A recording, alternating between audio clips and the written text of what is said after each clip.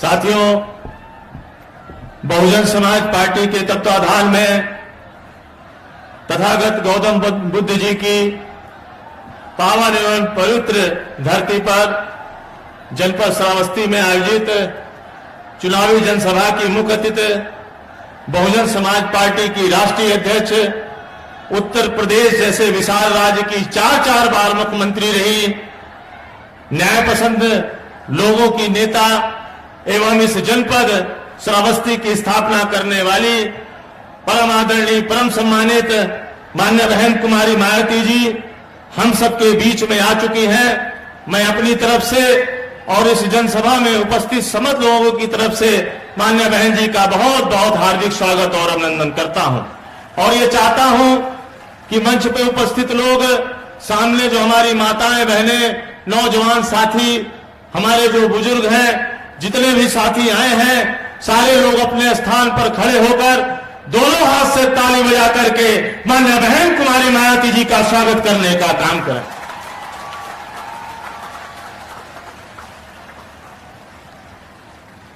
साथियों, मैं चाहूंगा कि हमारे बीच में कैसरगंज लोकसभा के हमारे प्रत्याशी श्री नरेंद्र पांडे जी हैं। आप जो हमारा आपका सबका चुनाव निशान है, हाथी भेंट करके मान्या बहन जी को हाथी भेंट करने का काम करें। जल्दी जाइए।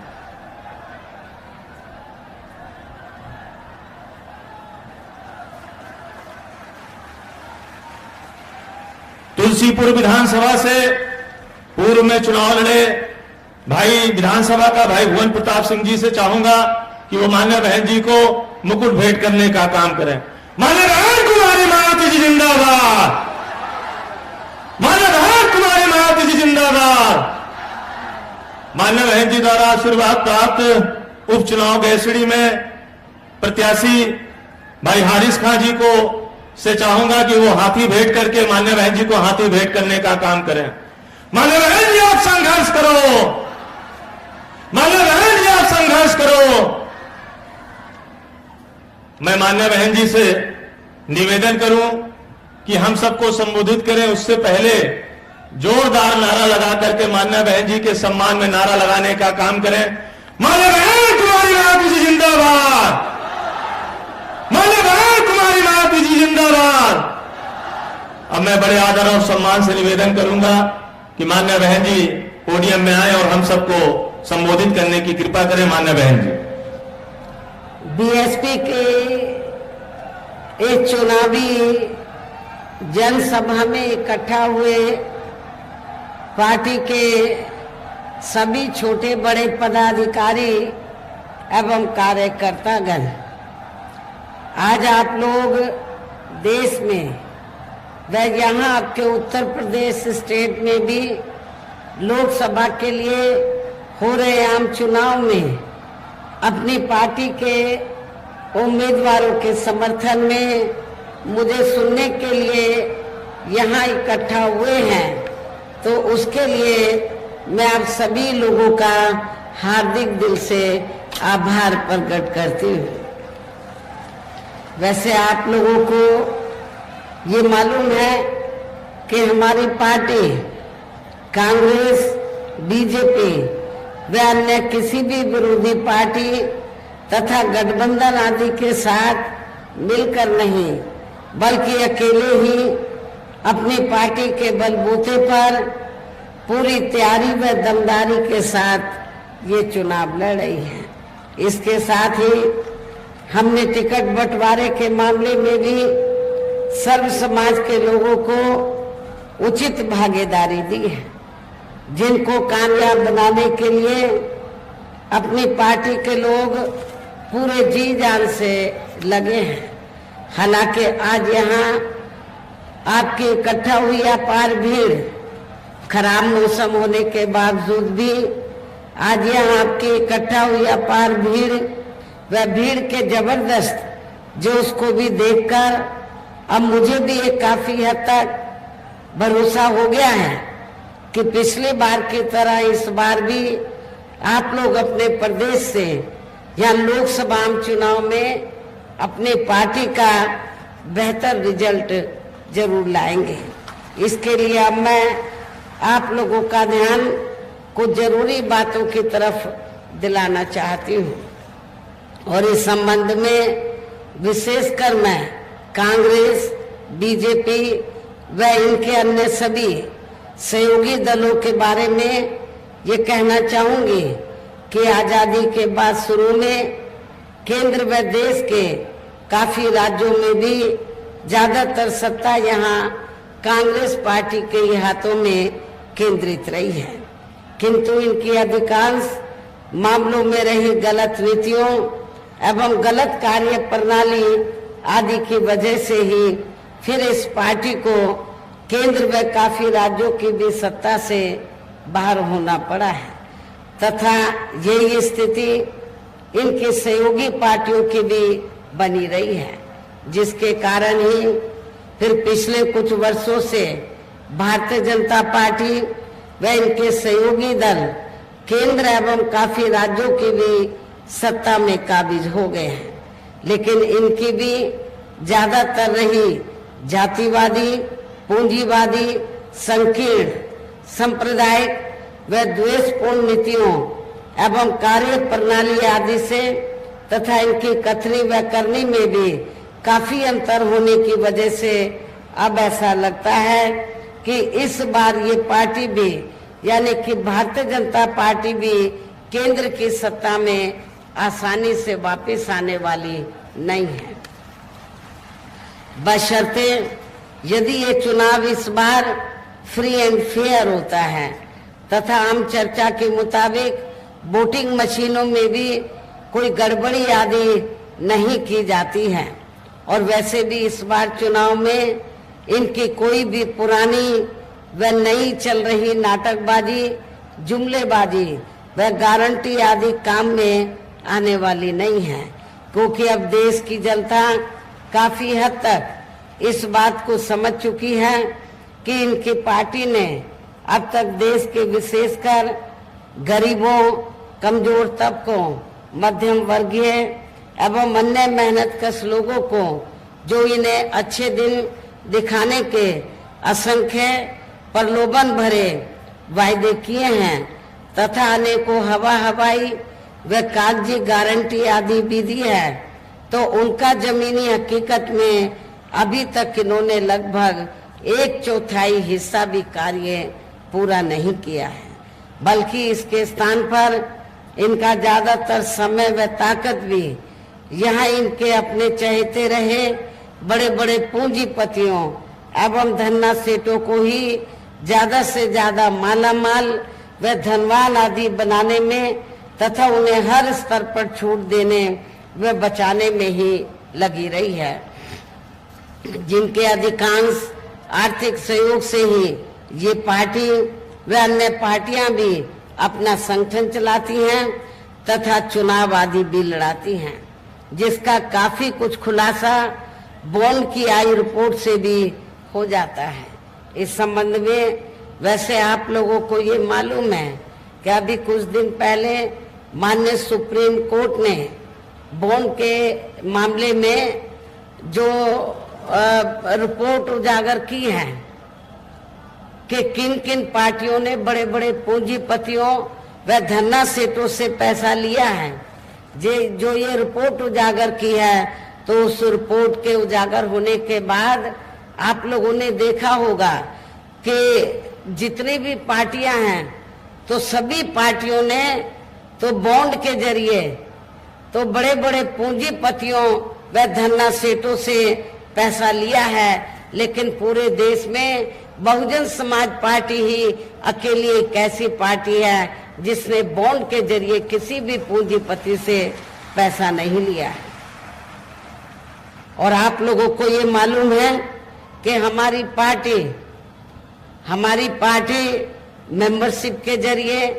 मेरे जन्मदिन के मौके पर आपसे थोड़ा आर्थिक सहयोग लेकर या थोड़ा और चंदा इकट्ठा करके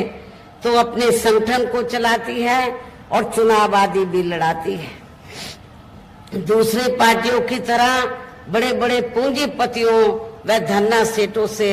पैसा आदि नहीं लेती है इसके साथ ही अब ऐसा लगता है कि कांग्रेस पार्टी की तरह ही बीजेपी ने भी केंद्र की तमाम सरकारी जांच एजेंसियों का ज्यादातर राजनीतिकरण ही कर दिया है। इसके अलावा देश के किसान वर्ग भी वर्तमान बीजेपी की सरकार में शुरू से ही अपनी विभिन्न समस्याओं को लेकर काफी ज्यादा दुखी व परेशान रहे हैं और अभी भी हैं। जबकि यूपी में 4 बार हमारी पार्टी की रही सरकार ने इनके हितों का भी हर स्तर पर विशेष ध्यान रखा है। हमने अपने चारों हुकूमतों में तो चाहे छोटा किसान हो या फिर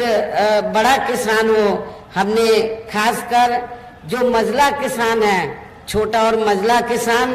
तो हमारी पार्टी की सरकार ने किसानों को तो समय से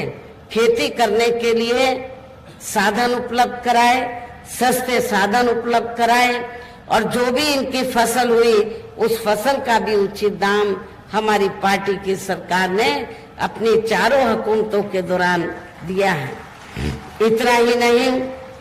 बल्कि केंद्र में पूर्व की रही कांग्रेसी सरकार की तरह ही वर्तमान भाजपा सरकार में भी इनकी जातिवादी, हीन, सांप्रदायिक एवं पूंजीवादी सोच व नीतियों के चलते ही पूरे देश में सर्व समाज में से खासकर गरीबों, दलितों, आदिवासियों, पिछड़े वर्गों, मुस्लिम एवं अन्य धार्मिक अल्पसंख्यक समाज के लोगों का भी पूर्ण रूप से विकास व उत्थान आदि नहीं हो सका है। और इस संदर्भ में वैसे आप लोगों को ये मालूम है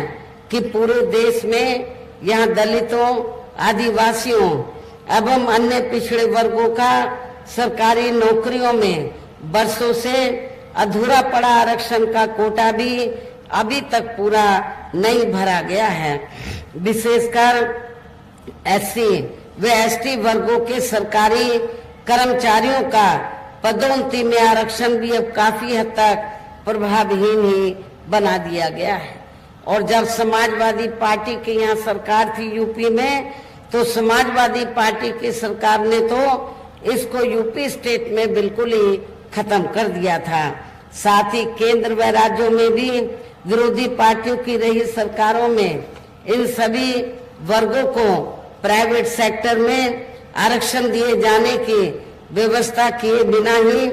इनकी सरकारों के ज्यादातर सरकारी कार्य अब प्राइवेट सेक्टर के जरिए ही इनके बड़े बड़े पूंजीपतियों व धरना सेठों आदि को ही दिए जाने के कारण अब इनको पूरे देश में आरक्षण का बहुत कम ही लाभ मिल पा रहा है। इसी प्रकार इनका अन्य और मामलों में भी शोषण व उत्पीड़न आदि होना अभी तक भी बंद नहीं हुआ है। इनके साथ साथ मुस्लिम व अन्य धार्मिक अल्पसंख्यक समाज के लोगों की भी हालत हर स्तर पर यह काफी ज्यादा खराब व दयनीय बनी हुई है। इतना ही नहीं बल्कि पिछले कुछ वर्षों से केंद्र व अधिकांश राज्यों में भी बीजेपी व आरएसएस की सरकारों के चलते हुए अब इनका विकास व उत्थान आदि होना भी काफी हद तक बंद सही हो गया है।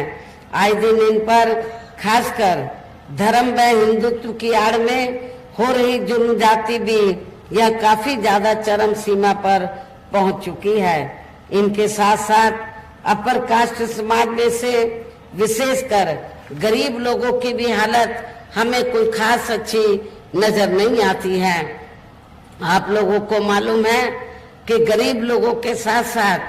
तो अपर कास्ट समाज में से जो ब्राह्मण समाज है तो उनकी हालत सपा सरकार में भी काफी ज्यादा खराब थी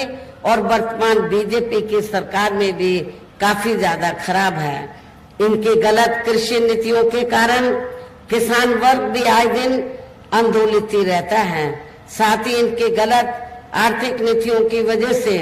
देश की अर्थव्यवस्था पर भी इसका काफी बुरा प्रभाव पड़ रहा है, जिससे यहाँ विशेषकर छोटे एवं मध्यम वर्गीय व्यापारी वर्ग भी काफी ज्यादा दुखी व परेशान हैं। और अब केंद्र में पूर्व की रही सरकारों की तरह ही वर्तमान भाजपा सरकार में भी या पूरे देश में गरीबी, बेरोजगारी एवं महंगाई आदि भी लगातार काफी ज्यादा बढ़ रही है। देश में हर स्तर पर फैला भ्रष्टाचार भी अभी तक खत्म नहीं हुआ है। ऐसे में अब आप लोगों को देश में हो रहे लोकसभा आम चुनाव में कांग्रेस, बीजेपी व इनकी सहयोगी पार्टियों को भी केंद्र की सत्ता में आने से जरूर रोकना है। जिनकी गलत नीतियों व गलत कार्य प्रणाली आदि को आप लोग काफी आजमा भी चुके हैं। ऐसी स्थिति में अब ये विरोधी पार्टियां इस चुनाव में भी किस्म किस्म के साम, दाम, दंड भेद आदि अनेकों हथकंडे इस्तेमाल करके केंद्र की सत्ता में आने की पूरी कोशिश में लगी हैं, जिनसे अपनी पार्टी के लोगों को हर स्तर पर काफी ज्यादा सावधान रहना है। और इस मामले में विरोधी पार्टियां अपने अपने पक्ष में हवा बनाने के लिए खासकर मीडिया, ओपिनियन पोल व सर्वे आदि का जो बड़े पैमाने पर इस्तेमाल कर रही हैं, तो उनसे भी अपनी पार्टी के लोगों को बिल्कुल भी गुमराह नहीं होना है। इसके साथ ही विरोधी पार्टियों के विभिन्न रूपों में जारी किए गए इनके हवाई व प्रलोभन भरे चुनावी घोषणा पत्रों एवं वायदों आदि के बहकावे में भी अपनी पार्टी के लोगों को कतई भी नहीं आना है। जिन्हें ये पार्टियां सरकार बनने के बाद ज्यादातर अमल में नहीं लाती हैं और अब जिन पर से देश की जनता का अधिकांश विश्वास ही उठ गया है। यही खास वजह है कि हमारी पार्टी किसी भी चुनाव में अपनी पार्टी का कोई भी चुनावी घोषणा पत्र आदि जारी नहीं करती है। वैसे भी हमारी पार्टी किसी भी मामले में कहने में बहुत कम बल्कि कार्य करके दिखाने में ही ज्यादा विश्वास रखती है। और इस बात का सबसे बड़ा सबूत ये है कि उत्तर प्रदेश में 4 बार हमारी पार्टी के नेतृत्व में रही सरकार ने चुनाव में अपनी पार्टी के बिना कोई जारी किए गए चुनावी घोषणा पत्र के ही प्रदेश व आम जनहित में काफी ऐतिहासिक कार्य करके दिखाए हैं। जबकि इस मामले में हमारी पार्टी का ये कहना है कि यदि इन पार्टियों के स्थान पर केंद्र में हमें अपनी पार्टी की सरकार बनाने का मौका मिलता है, तो तब फिर हमारी पार्टी की बनी सरकार केंद्र में यहाँ अब तक की रही सभी विरोधी पार्टियों की सरकारों की तरह केवल हवाई व कागजी कार्य आदि नहीं करेगी, बल्कि उत्तर प्रदेश की तरह ही जमीनी हकीकत में ठोस कार्य करके दिखाएगी। और इस संदर्भ में खासकर मैं ये कहना चाहूंगी, केंद्र द्वारा देश में पिछले कुछ समय से अति गरीब परिवारों को अस्थायी तौर पर फ्री में जो थोड़ी सी खाद्य सामग्री, राशन आदि दिया जा रहा है, तो उससे इनका स्थायी तौर पर भला होने वाला नहीं है। आप लोगों को मालूम है कि पिछले कुछ वर्षों से तो जब भी चुनाव आता है असेंबली का और पार्लियामेंट का, तो केंद्र की सरकार जो गरीब लोग हैं तो इनको फ्री में राशन देने की बात करती है, थोड़ा घना राशन दे देती है। लेकिन इसके बदले में जब इलेक्शन होता है तो भारतीय जनता पार्टी और आरएसएस के लोग करते क्या हैं, गांव-गांव में जाते हैं और गांव-गांव में जाकर जो हमारे गरीब लोग हैं, सर्व समाज में से जो गरीब लोग हैं, उनको ये कहते हैं कि देखो बीजेपी ने, श्री नरेंद्र मोदी जी ने आपको फ्री में राशन दिया है, आपने बीजेपी व श्री नरेंद्र मोदी का नमक खाया है, इसको आपको बीजेपी को वोट देकर जरूर अदा करना चाहिए। लेकिन मैं आप लोगों को ये बताना चाहती हूँ, इसमें रत्ती भर भी सच्चाई नहीं है, क्योंकि आप लोगों को जो फ्री में राशन दिया जा रहा है, ये बीजेपी की मेहरबानी नहीं है, श्री नरेंद्र मोदी जी की मेहरबानी नहीं है। ये अपने जेब से आप लोगों को फ्री में राशन नहीं दे रहे हैं, बल्कि जो टैक्स से आपका पैसा जमा होता है, जनता का पैसा जमा होता है, उस टैक्स के पैसे से ही आप लोगों को फ्री में राशन दिया जाता है। इसलिए आप लोग जो है उनका नमक नहीं खा रहे हैं, अपने टैक्स का नमक खा रहे हैं। इसलिए आप लोगों को इनके बहकावे में कतई भी नहीं आना है। और वैसे भी इनकी ये जटिल समस्या, गरीब लोगों की ये जटिल समस्या देश में हर हाथ को काम देने से ही केवल दूर हो सकती है, जिसकी तरफ हमारी पार्टी की बनी सरकार विशेष ध्यान देगी। साथ ही देश में पिछले कुछ वर्षों से आए दिन बढ़ रही गरीबी, बेरोजगारी व महंगाई आदि से भी जनता बहुत ज्यादा दुखी व परेशान है, जिसे भी आर्थिक नीतियों में तब्दीली करके जरूर दूर किया जाएगा। धर्म की आड़ में, हिंदुत्व की आड़ में पिछले कुछ वर्षों से खासकर मुस्लिम समाज के लोगों का द्वेष की भावना से जो इनका काफी ज्यादा शोषण व उत्पीड़न आदि किया जा रहा है, तो उसे भी जरूर रोका जाएगा। और ये सब हमने अपने यूपी की रही सरकार में करके भी दिखाया है। जब 4 बार मेरी हुकूमत बनी तो हमने अपनी हुकूमत के दौरान कोई भी हिंदू मुस्लिम दंगा फिसाद नहीं होने दिया है। इसके अलावा हमने यूपी में सर्व समाज में से गरीब एवं बेरोजगार लोगों को बेरोजगारी भत्ता आदि न देकर उन्हें बड़ी तादाद में रोटी रोजी के साधन भी उपलब्ध कराए हैं, जो अब ये कार्य भी अधिकांश ठंडे ही पड़े हैं, जिनकी फिर केंद्र में सरकार बनने पर हमारी पार्टी की केंद्र में सरकार बनने पर फिर प्राथमिकता दी जाएगी। कहने का तात्पर्य ये है, देश में इस समय हो रहे लोकसभा चुनाव में विरोधी पार्टियों के जारी किए गए इनके हवाई व प्रलोभन भरे चुनावी घोषणा पत्रों आदि के बहकावे में अब यह खासकर देश के अति गरीबों, मजदूरों, बेरोजगारों एवं अन्य मेहनतकश लोगों को बिल्कुल भी नहीं आना है। और अब इन्हें ऐसे सभी विरोधी पार्टियों को हर हालत में केंद्र की सत्ता में आने से जरूर रोकना है, जिनकी कथनी व करनी में काफी अंतर रहा है तथा जिन्हें ये लोग बरसों से आजमा भी चुके हैं। ऐसे में अब मेरा यही कहना है कि आप लोगों को अपने खुद के वे अपने प्रदेश एवं देश के भी हित में अपने वोटों को यहाँ कांग्रेस, बीजेपी व अन्य विरोधी पार्टियों को न देकर केवल अपनी एकमात्र हितैषी पार्टी बहुजन समाज पार्टी को ही देना है। जो ये पार्टी उत्तर प्रदेश की तरह ही केंद्र में भी अपनी पार्टी की सरकार बनने पर फिर पूरे देश में यहाँ अपनी पार्टी के सर्वजन हिताय व सर्वजन सुखाय की नीतियों पर आधारित ये सरकार चलाएगी। इसके साथ साथ केंद्र से जुड़ी आपके क्षेत्र की जो भी यहाँ स्थानीय समस्याएं होंगी तो उन्हें भी फिर दूर करने का हर संभव पूरा प्रयास किया जाएगा। साथ ही यहाँ गरीबों, मजदूरों, बेरोजगारों, कर्मचारियों, किसानों, छोटे व्यापारियों एवं अन्य मेहनतकश लोगों के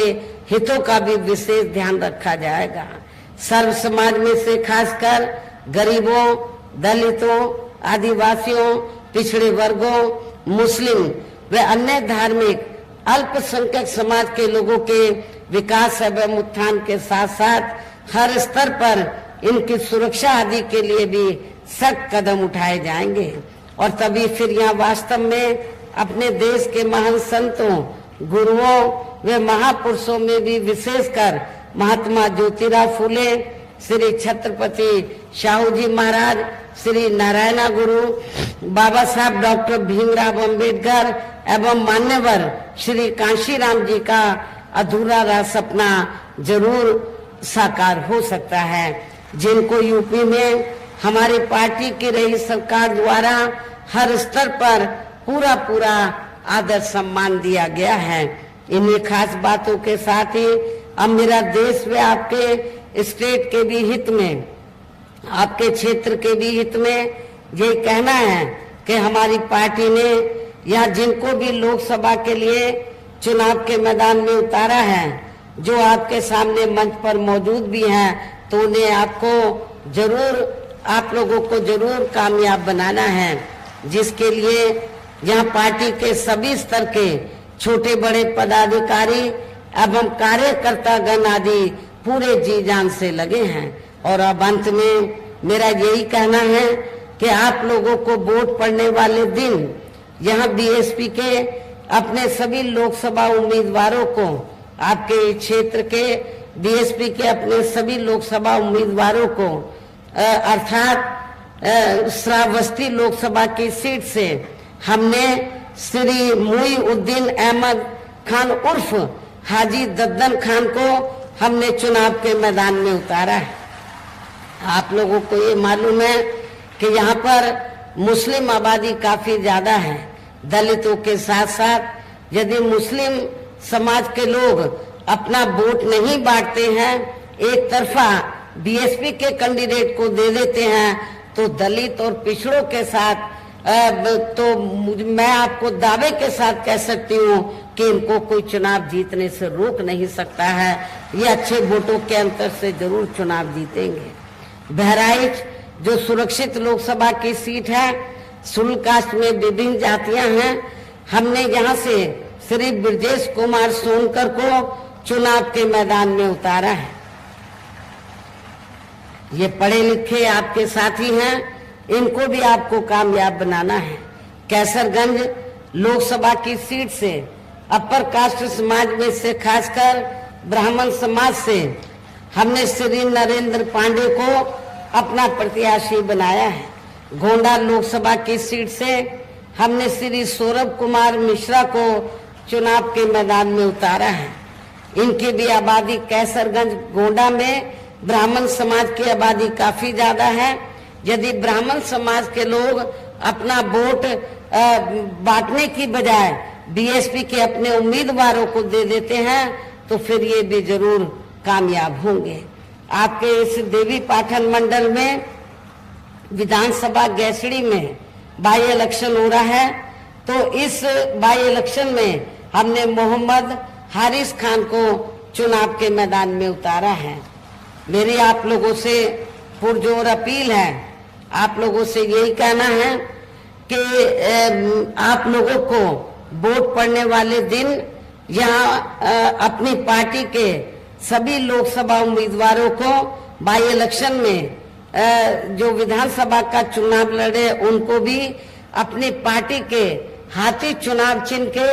सामने वाले बटन को दबाकर इन सभी प्रत्याशियों को जरूर कामयाब बनाना है। इनको रिकॉर्ड तोड़ वोटों के अंतर से जरूर जिताकर भेजना है। इस खास अपील के साथ ही अब मैं अपनी बात यही समाप्त करती हूँ। जय भीम, जय भारत। बहुजन समाज पार्टी जिंदाबाद, बहुजन समाज पार्टी जिंदाबाद।